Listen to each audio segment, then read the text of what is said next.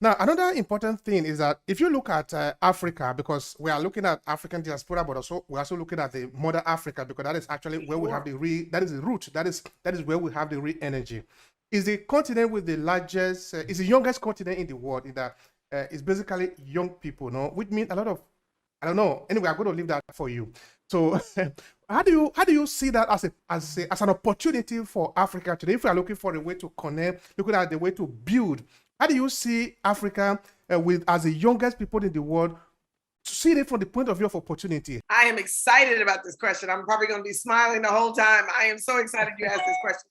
Right now, and I'm OBGYN, so this is the only example that I use. We are so pregnant with such possibility right now because 80% of Africa is under the age of 50.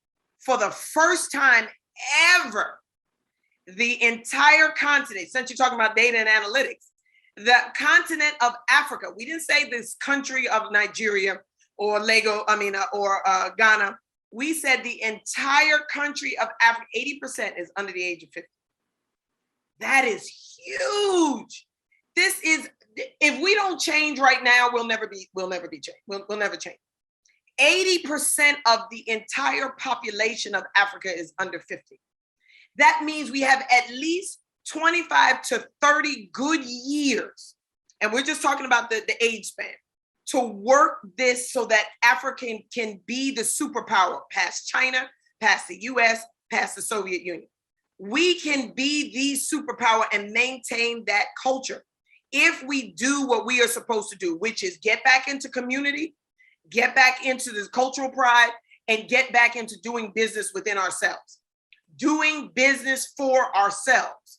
If we have somebody in our community that's very rich, he shouldn't be very rich after he gets all of this back.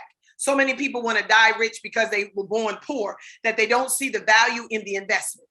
The ROI will be that your legacy and your lineage will be the greatest subjugated value that we have.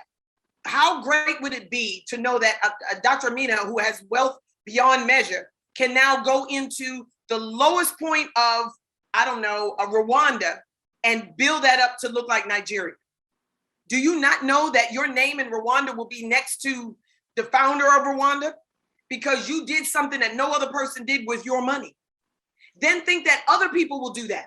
Now everyone will be a thriving metropolis. So now when we get this global passport, we will be able to go from metropolis to metropolis rather than land to land. And the reason why we're going land to land, because there is no metropolis there. We're going to literal land. We're going to barren land. But how would it be if we can go from Ghana from let's say let's use this. Let's go from, or let's just take Nigeria. Go from Abuja to Lagos. Now Lagos was the capital at one time. Now we're going from Abuja to Lagos, and we have the rail system. And they go. Can you imagine taking a rail system from here to Rwanda? And we're going from metropolis to metropolis and having that long stretch all the way across, or going to DRC, or going rerouted to Egypt or Ethiopia. Could you imagine that?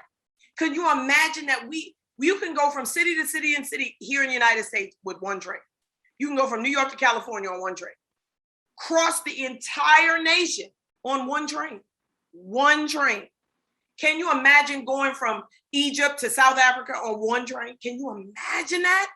Can you imagine crisscrossing to Ethiopia, then going to Ghana, then going to DRC, and then going to South Africa and doing like a trek around Africa in one trek? Can you imagine that? This is what we look at. This is the global thinking. This is the futuristic thinking. This is where these kids right now, and I call them kids because I have kids their age, and my kids are 26, 34. So anybody in that age range, I'm going to call you a child. Sorry, it's not that you're a child, but in my mind, I birthed children your age. So to know that is to know these kids are pregnant right now to be able to create that.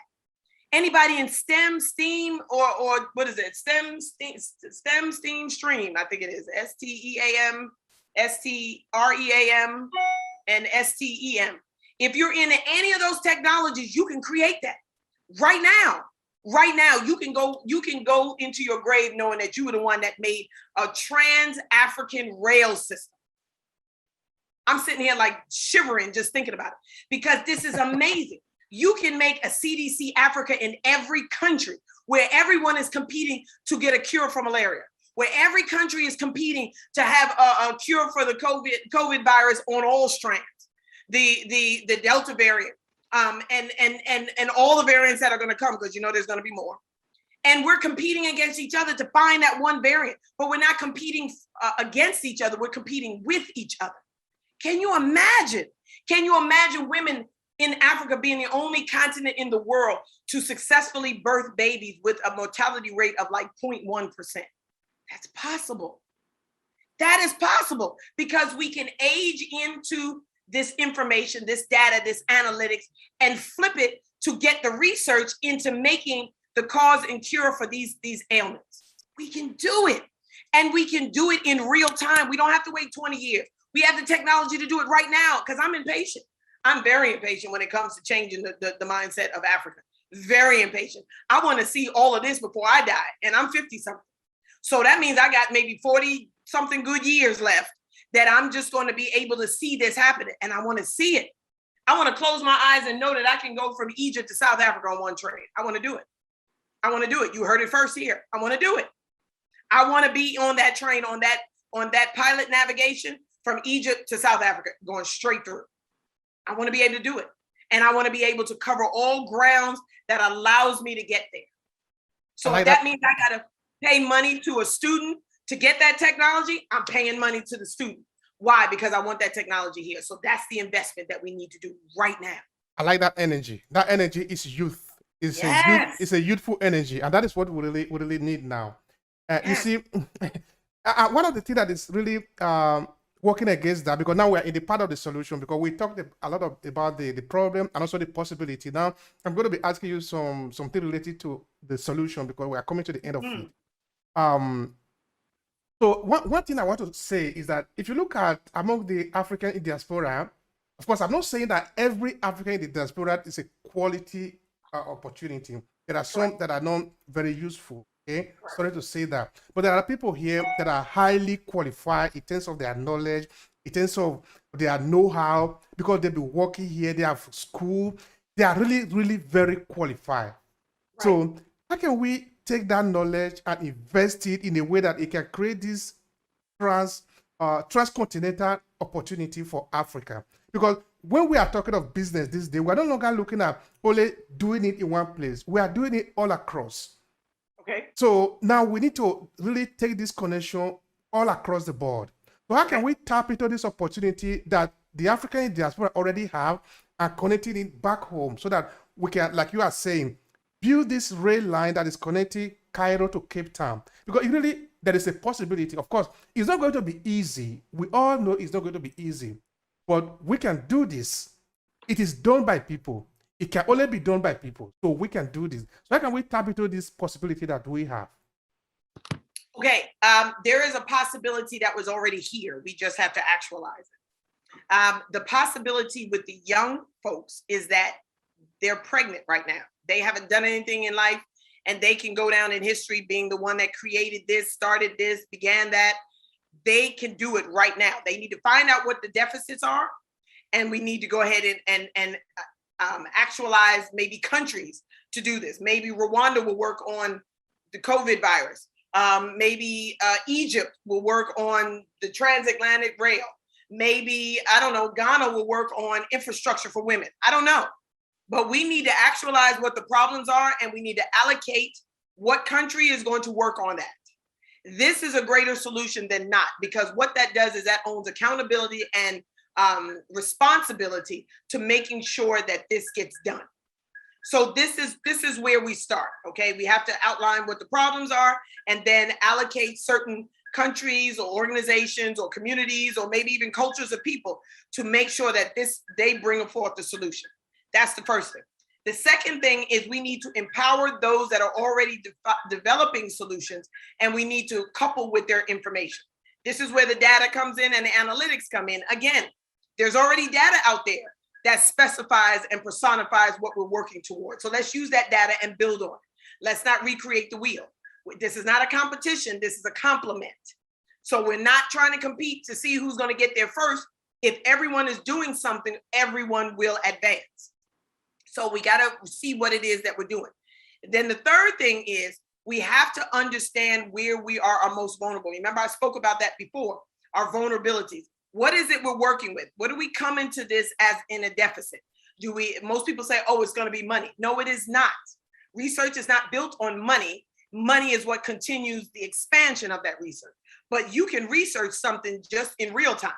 You can go and take a survey and go get some data from a library. All of that is free. You don't need money for that. And then you sit down and you tuple a few research analogies. You put some analytics from what you found from other data. You put it together, you write a report and you send it out there. And then you see if that report couples with the data that you're getting in real time. That's all free. Only thing it costs is time. So we don't need money. And I'm so tired of people saying, oh, we're starting this business, we need money. No, you need integrity. You need to know that the sacrifices that you're making now is going to build the resources that builds the need for the money. And that's when the expansion comes. I didn't need money to build the first maternal care center. I didn't need money. All I needed was the building that they donated. And I needed interns that were in construction and infrastructure to gut it out and then build it up. The only thing I needed was for somebody to donate the services, to donate the building structure, the wall stuff, the bricks and all that other stuff. And then the students did it. By time we finished, I think we spent, in renovating the whole building, I think we spent, I don't know, $2,000 or $3,000 US to renovate a whole building. Why? Because we had the people that saw the promise and they donated. They donated the resources. They donated the subsidies. They donated the manpower. They donated the human and natural resources and gave this thing life. We didn't ask for any money. We didn't get a dime. So a lot of times what we see is the possibilities of what you already have, using that as your catalyst, your capital, and the venture toward getting what you're using. So look to what it is you already have and then what it is that you're needing. And I think that will give a great plausibility moving forward because it's already there. It's already there. And we just need to actualize it right now in real time.